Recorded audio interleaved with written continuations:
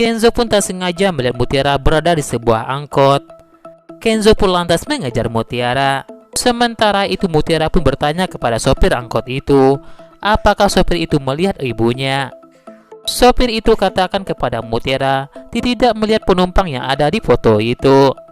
Mutiara pun sangat berharap melihat ibunya itu. Sementara itu Kenzo pun berusaha untuk menghentikan mobilnya Mutiara. Angkot itu berhasil dihentikan oleh Kenzo. Kenzo minta izin kepada sopir itu untuk bicara dengan Mutiara. Namun saat itu Mutiara tak ingin diganggu oleh Kenzo. Mutiara minta sopir itu untuk jalan saja, namun Kenzo menghalangi mobil itu. Mutiara pun lantas turun dari angkot itu.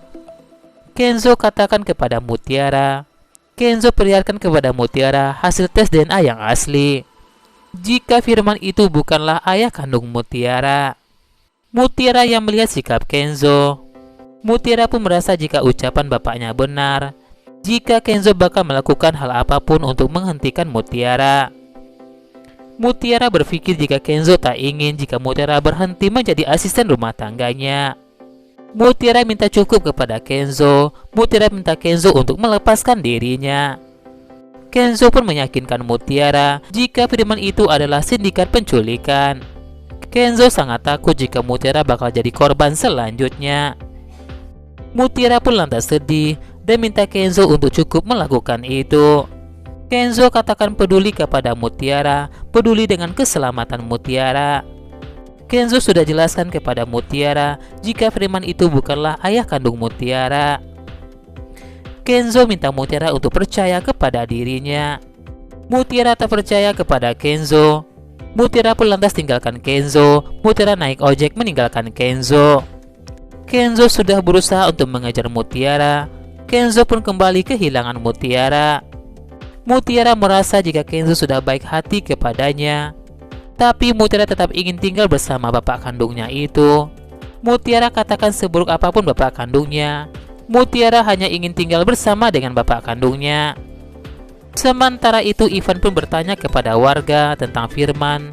Warga itu katakan kepada Ivan jika Firman baru saja beberapa hari tinggal di rumah kontrakan itu, dan tak ada yang kenal dengan Firman di komplek itu.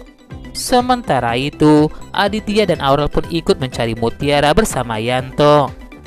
Aurel sudah bertanya kepada ibu-ibu di sekitar sana apakah melihat Mutiara.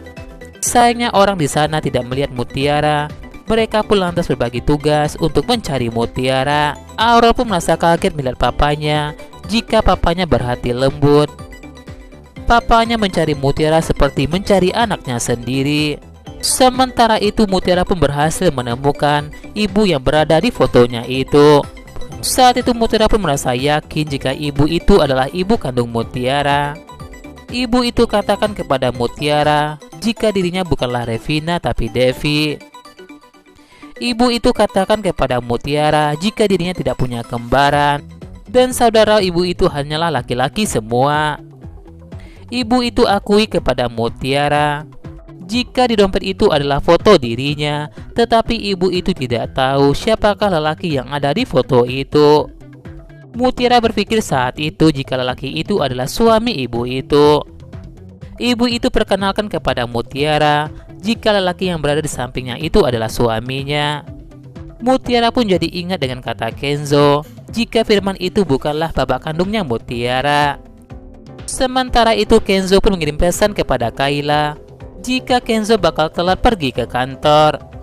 Dan Di pun lantas menghubungi Kayla dan ditanyakan kepada Kayla Sandra di mana. Kayla saat itu merasa khawatir jika Sandra saat itu dalam bahaya dan ada masalah. Namun Kayla takut jika Sandra bakal kembali mengajai Kayla dan Sandra bakal balas dendam kepada Kayla. Kayla pun beritahu Om Dandi jika Kayla tidak tahu di manakah Sandra. Mutiara pun lantas datang ke kuburan ibu kandungnya itu. Namun Mutiara pun lantas kaget ketika Mutiara kehilangan makam ibunya. Padahal Mutiara pun merasa yakin jika makam itu ada di sana. Ustadz pun lantas menemui Mutiara. Kenapa Mutiara menangis? Ustadz katakan kepada Mutiara jika ada masalah di pemakaman itu. Ustadz katakan kepada Mutiara, ada 2 penjaga makam yang telah membuat makam palsu atas nama Revina. Mutiara pun akhirnya sadar jika Mutiara telah dikerjai dan dibohongi, telah menangisi makam palsu. Mutiara merasa harusnya percaya kepada Kenzo dan seharusnya pergi dari rumah Firman. Mutiara ingin kembali ke rumah Firman untuk mengemasi barang-barangnya. Sementara itu Sandra pun berteriak meminta tolong agar bisa bebas dari tempat itu.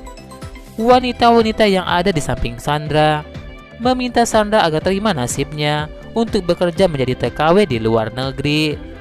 Namun Sandra katakan jika dirinya sudah kaya, tak perlu menjadi TKW di luar negeri.